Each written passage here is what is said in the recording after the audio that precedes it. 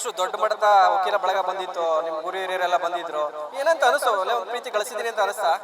ನನಗೆ ಖಂಡಿತ ನನಗೆ ವಿಶ್ವಾಸ, ಎಲ್ಲರ ವಿಶ್ವಾಸವನ್ನು ಗಳಿಸಿದೀನಿ ಅನ್ನೋ ಇವತ್ತು ಈ ಒಂದು ಕಾರ್ಯಕ್ರಮದಲ್ಲಿ ನನಗೆ ಗೊತ್ತಾಗಿತ್ತು. ಎಲ್ಲರೂ ಬಂದು ಆಶೀರ್ವಾದ ಮಾಡಿ ಸಹಕಾರ ಕೊಟ್ಟಿದ್ದಾರೆ. ಪ್ರತಿಯೊಬ್ಬರಿಗೂ ನಾನು ವಕೀಲ ಮಿತ್ರರು, ಹಿರಿಯರು, ಗುರು ಹಿರಿಯರು, ಪಕ್ಷದ ಕಾರ್ಯಕರ್ತರು, ವಕೀಲ ಮಿತ್ರರು, ಹಿರಿಯ ವಕೀಲರುಗಳು ಎಲ್ಲರೂ ಇವತ್ತು ಯಾವಾಗಲೂ ಬರದೇ ಇರೋಂಥ ಹಿರಿಯ ವಕೀಲರುಗಳೆಲ್ಲ ಇವತ್ತು ಬಂದಿದ್ದಾರೆ. ಅವ್ರಿಗೆಲ್ಲರಿಗೂ ಹೃತ್ಪೂರ್ವಕ ಅಭಿನಂದನೆಗಳನ್ನು ಸಲ್ಲಿಸಿ ಆಮೇಲೆ ಅವರು ನಿರಂತರವಾಗಿ ಕಾಂಗ್ರೆಸ್ ಕಚೇರಿಗೆ ಬರಬೇಕು, ಬಂದು ಕಾರ್ಯಚಟುವಟಿಕೆಗಳಲ್ಲಿ ತೊಡಗಿಸ್ಕೊಳ್ಬೇಕು ಅನ್ನೋ ರೀತಿಯಲ್ಲಿ ನಾವು ಕೆಲಸವನ್ನ ಮಾಡ್ತೀವಿ. ಆಮೇಲೆ ಅವರ ಮಾರ್ಗದರ್ಶನಗಳನ್ನು ಸದಾ ನಾವು ಎಕ್ಸ್ಪೆಕ್ಟ್ ಮಾಡ್ತಾ ಇರ್ತೀವಿ.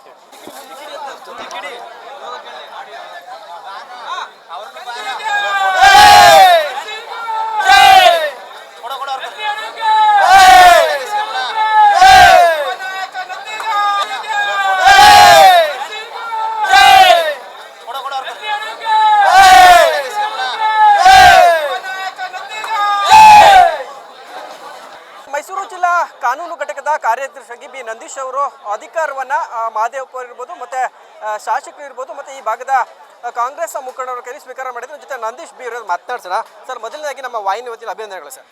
ತುಂಬ ಧನ್ಯವಾದಗಳು. ನಿರೀಕ್ಷೆ ಮಾಡಿದರೆ ಮೂವತ್ತು ವಕೀಲರು, ನೀವು ಸಹ ಯುವ ವಕೀಲರು ಇದ್ದೀರಿ, ನಿರೀಕ್ಷೆ ಮಾಡಿದರೆ ಒಂದು ಹುದ್ದೆನಾ? ನಾನು ನಿರೀಕ್ಷೆ ಮಾಡಿರಲಿಲ್ಲ. ಬಟ್ ಆದರೆ ಡಾಕ್ಟರ್ BJ ವಿಜಯಕುಮಾರ್ ಅವರು ವಕೀಲ ಸಂಘಟನೆ ಕಾಂಗ್ರೆಸ್ ಪಕ್ಷಕ್ಕೆ ತುಂಬ ಮುಖ್ಯ ಅನ್ನೋದನ್ನ ಮನಗಂಡುಕೊಂಡು ಈ ಒಂದು ಸಂಘಟನೆಗೆ ಪ್ರಾಮುಖ್ಯತೆ ಕೊಟ್ಟು ಅದನ್ನು ಜಾಸ್ತಿ ಒತ್ತು ಕೊಟ್ಟು ವಕೀಲ ಸಂಘಟನೆಯನ್ನು ಮಾಡಬೇಕು ಅನ್ನೋ ಒಂದು ಉದ್ದೇಶದಿಂದ ವಕೀಲರುಗಳನ್ನೆಲ್ಲ ಕಾಂಗ್ರೆಸ್ ಪಕ್ಷದತ್ತ ಬರೋ ರೀತಿಯಲ್ಲಿ ಮಾಡಿ ಬರೋ ರೀತಿಯಲ್ಲಿ ಅವರು ಈ ಒಂದು ಕಾರ್ಯಕ್ರಮಗಳನ್ನು ರೂಪಿಸಿ ಎಲ್ಲರೂ ಯುವ ವಕೀಲರುಗಳು ಪ್ರತಿಯೊಂದು ಕಾರ್ಯಕ್ರಮಕ್ಕೂ ಕಾಂಗ್ರೆಸ್ ಪಕ್ಷಕ್ಕೆ ಆಗಮಿಸಿ ಒಂದು ಸಂಘಟನೆಯನ್ನು ಮಾಡಲಿ ಅನ್ನೋ ಒಂದು ಉದ್ದೇಶಕ್ಕೋಸ್ಕರ ಇವತ್ತು ಈ ಒಂದು ಕಾರ್ಯಕ್ರಮವನ್ನು ಮಾಡಿ ಯಶಸ್ಸು ಮಾಡಿಕೊಟ್ಟಿದ್ದಾರೆ ಡಾಕ್ಟರ್ BJ ವಿಜಯಕುಮಾರ್ ಅವರು. ಏನಕ್ಕೆ ಅಂದರೆ ಕಾನೂನು ಅಂತ ಬಂದಾಗ ಸರ್ವರು ಸಮಾನ ಕಾಣಬೇಕಾಗುತ್ತೆ, ಯಾವುದೇ ರೀತಿಯ ವ್ಯತ್ಯಾಸಗಳಾಗಬಾರ್ದು. ಯಾಕಂದರೆ ಅದು ಕಾಂಗ್ರೆಸ್ ಅಂದರೆ ಒಂದು ಕಡೆ ದೊಡ್ಡ ಮಟ್ಟದ ಪಕ್ಷ, ಸಮುದ್ರ ಇದ್ದಂಗೆ, ಈಜೋದು ತುಂಬ ಕಷ್ಟ, ಕಾಲಿಡಿ ಎಳೆಯುವ ಚಾಕಿ ಜಾಸ್ತಿ ಆಗುತ್ತೆ.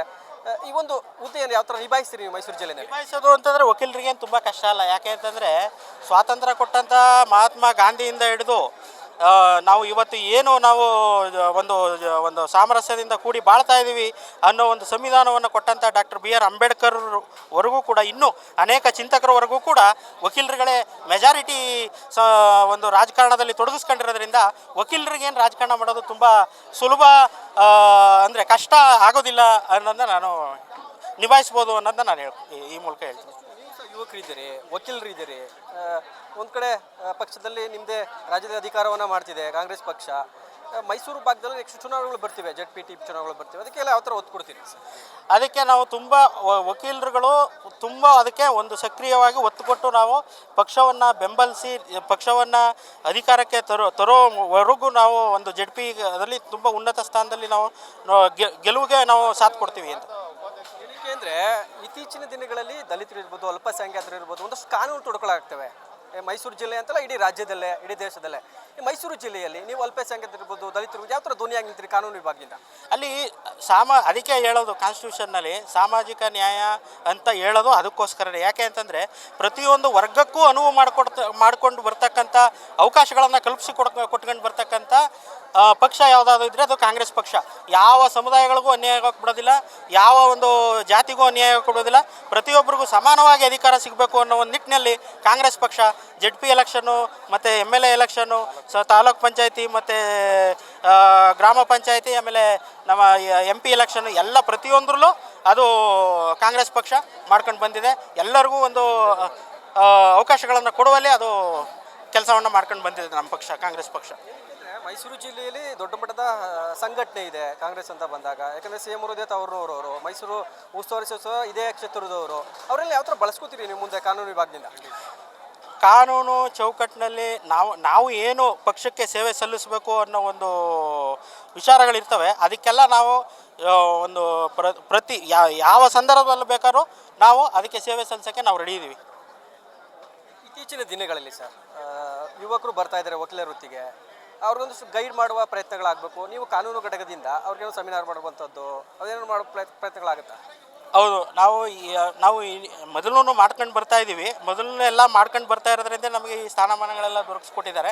ಆದರೂ ಇನ್ನೂ ಹೆಚ್ಚಿನ ಮಟ್ಟದಲ್ಲಿ ನಾವು ಕಾರ್ಯಾಗಾರಗಳನ್ನೆಲ್ಲ ಮಾಡಿ ಅತಿ ಹೆಚ್ಚು ವಕೀಲರುಗಳು ಇನ್ನೂ ಪಕ್ಷ ಒಂದು ರಾಜಕೀಯಕ್ಕೆ ಒತ್ತು ಕೊಡುವ ರೀತಿಯಲ್ಲಿ ನಾವು ಕಾರ್ಯಾಗಾರಗಳನ್ನೆಲ್ಲ ಮಾಡಿ ಅರಿವು ಮೂಡಿಸಿ ಅವ್ರನ್ನ ಪಕ್ಷದೆಡೆಗೆ ತರೋ ರೀತಿಯಲ್ಲಿ ನಾವು ಕೆಲಸ ಮಾಡ್ತೀವಿ.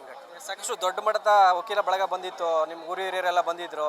ಏನಂತ ಅನಿಸ್ತು? ಅಲ್ಲೇ ಒಂದು ಪ್ರೀತಿ ಗಳಿಸಿದ್ದೀನಿ ಅಂತ ಅನಿಸ್ತಾ? ಹೌದು, ನನಗೆ ವಿಶ್ವಾಸ, ಎಲ್ಲರ ವಿಶ್ವಾಸವನ್ನು ಗಳಿಸಿದ್ದೀನಿ ಅನ್ನೋ ಇವತ್ತು ಈ ಒಂದು ಕಾರ್ಯಕ್ರಮದಲ್ಲಿ ನನಗೆ ಗೊತ್ತಾಗಿದ್ದು. ಎಲ್ಲರೂ ಬಂದು ಆಶೀರ್ವಾದ ಮಾಡಿ ಸಹಕಾರ ಕೊಟ್ಟಿದ್ದಾರೆ.